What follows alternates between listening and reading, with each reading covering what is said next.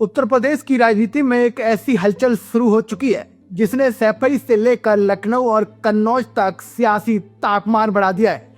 सवाल सीधा है, क्या 2027 में समाजवादी विरासत की तीसरी पीढ़ी आधिकारिक तौर पर मैदान में उतरने जा रही है?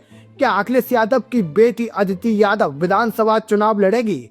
और अगर अभी उनकी उम्र विधायकी के लिए पूरी नहीं होती तो फिर एंट्री कैसे होगी? दोस्तों, ये वो सवाल है जो इस वक्त उत्तर प्रदेश की राजनीति में सबसे ज्यादा चर्चा में है। सूत्रों की माने तो 2027 विधानसभा चुनाव में अदिति यादव अपने दादा मुलायम सिंह यादव की परंपरागत सीट से ताल ठोक सकती हैं।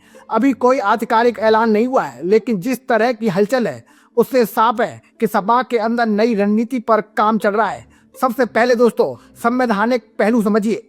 विधानसभा चुनाव लड़ने के लिए न्यूनतम आयु 25 वर्ष जरूरी होती है। अगर यह शर्त अभी पूरी नहीं होती तो सीधा चुनाव लड़ना संभव नहीं होगा।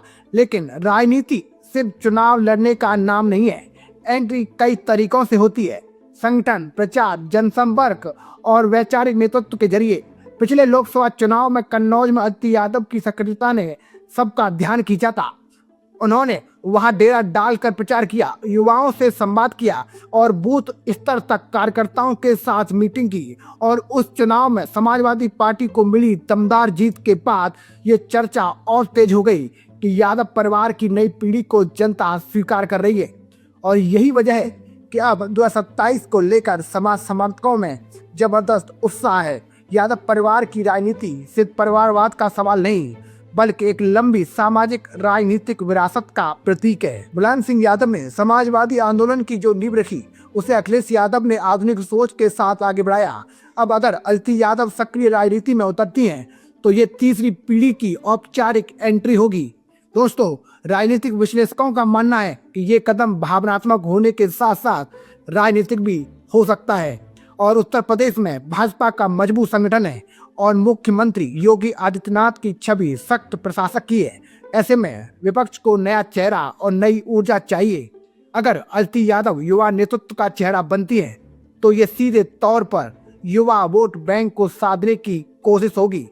सोशल मीडिया के दौर में युवा नेता की पकड़ और भी मजबूत होती है। इंस्टाग्राम, एक्स और डिजिटल कैंपेन के जरिए सीधा जुड़ाव आज की राजनीति का अहम बड़ा हथियार है।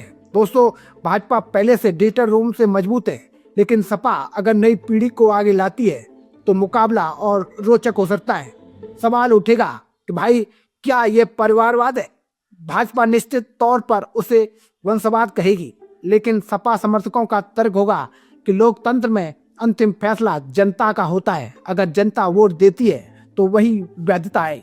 और एंट्री की रणनीति क्या हो सकती है? संभव अदिति यादव को सपा की युवा या महिला इकाई में बड़ी जिम्मेदारी दी जाए, उन्हें स्टार प्रचारक बनाया जाए या सामाजिक अभियानों के जरिए पहचान दिए जाए। और सैफई और कन्नौज का भावनात्मक फैक्टर भी अहम है। अगर वे अपने दादा की सीट से चुनाव लड़ती हैं तो ये सिर्फ राजनीतिक फैसला नहीं, बल्कि विरासत और भावनात्मक का संगम होगा। दादा की विरासत, पोती का संकल्प जैसा नैरेटिव चुनावी माहौल बना सकता है। 2027 का चुनाव सिर्फ सत्ता की लड़ाई नहीं, बल्कि नैरेटिव की जंग होगा। एक तरफ भाजपा विकास और कानून व्यवस्था का मुद्दा उठाएगी, तो दूसरी तरफ सपा सामाजिक न्याय और युवा नेतृत्व को सामने रखेगी। अगर अदिति यादव इस समीकरण का हिस्सा बनती है तो सियासी लड़ाई और दिलचस्प हो जाएगी। फिलहाल आधिकारिक घोषणा का इंतजार है, लेकिन राजनीति में माहौल बनाना भी रणनीति का हिस्सा होता है। अगर कार्यकर्ताओं ने अभी से उत्साहिता दिखाई तो ये मनोबल बढ़ाने वाला संकेत है। क्या सच में अदिति यादव 2027 में ताल ठोकेंगी? ये बड़ा सवाल है। क्या यादव परिवार की तीसरी पीढ़ी सत्ता की दौड़ में शामिल होगी? ये दूसरा सवाल है। क्या ये भाजपा के लिए नई टेंशन बनेगा? ये तीसरा सवाल है। जवाब वक्त देगा, लेकिन इतना तय है कि अगर ये एंट्री होती है तो ये सिर्फ एक उम्मीदवार की नहीं, बल्कि एक राजनीतिक विरासत के अगले अध्याय की शुरुआत होगी। और 2027 की गूंज अभी से सुनाई देने लगी है। और उत्तर प्रदेश की राजनीति में जिस तरह की हलचल इन दिनों दिखाई दे रही है, उसने एक नए सवाल को जन्म दे दिया है। दोस्तों, क्या 2027 में समाजवादी राजनीति का नया चेहरा सामने आने वाला है?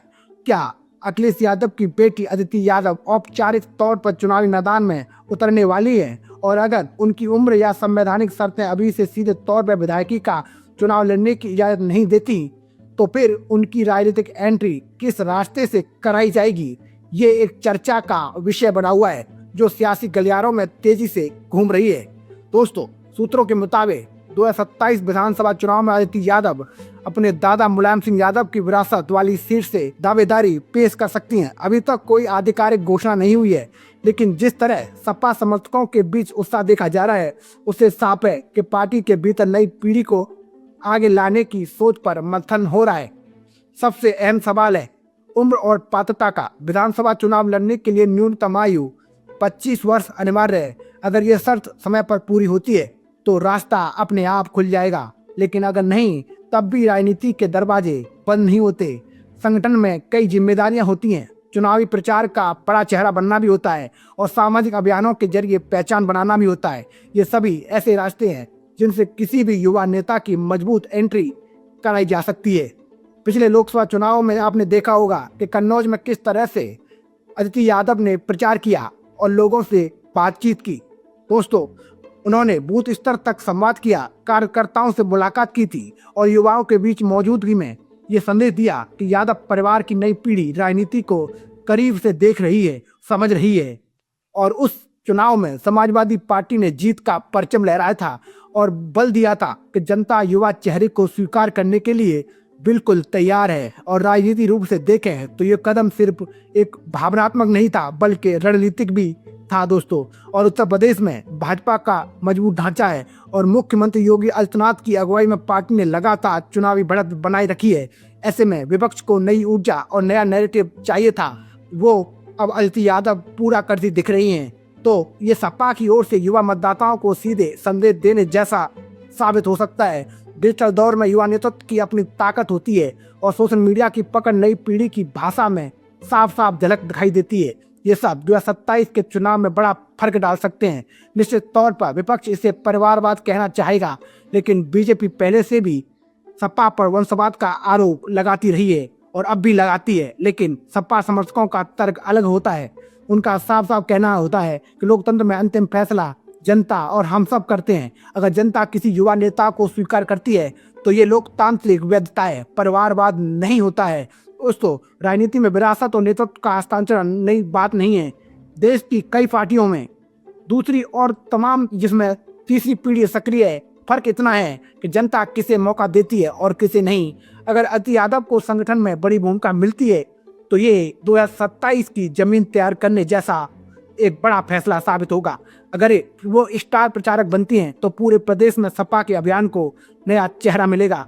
और अगर वे सच में अपने दादा की सीट से चुनाव लड़ती हैं तो ये भावनात्मक अपील भी होगी, विरासत का सम्मान होगा और नई शुरुआत का संगम होगा। और सैफई से कन्नौज तक संदेश जाएगा कि समाजवादी आंदोलन की मसाल अब नई पीढ़ी के हाथ में लग चुकी है। और आखिर में सवाल वही है, क्या ये सिर्फ चर्चा है या आने वाले समय की ठोस रणनीति? क्या 2027 में उत्तर प्रदेश की राजनीति में एक नई कहानी लिखी जाएगी?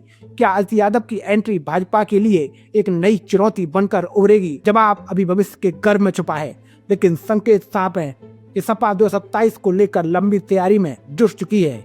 अगर ये एंट्री होती है तो ये सिर्फ एक युवा नेता का चुनाव लड़ना नहीं होगा, बल्कि एक राजनीतिक विरासत का अगला अध्याय लिखा जाएगा।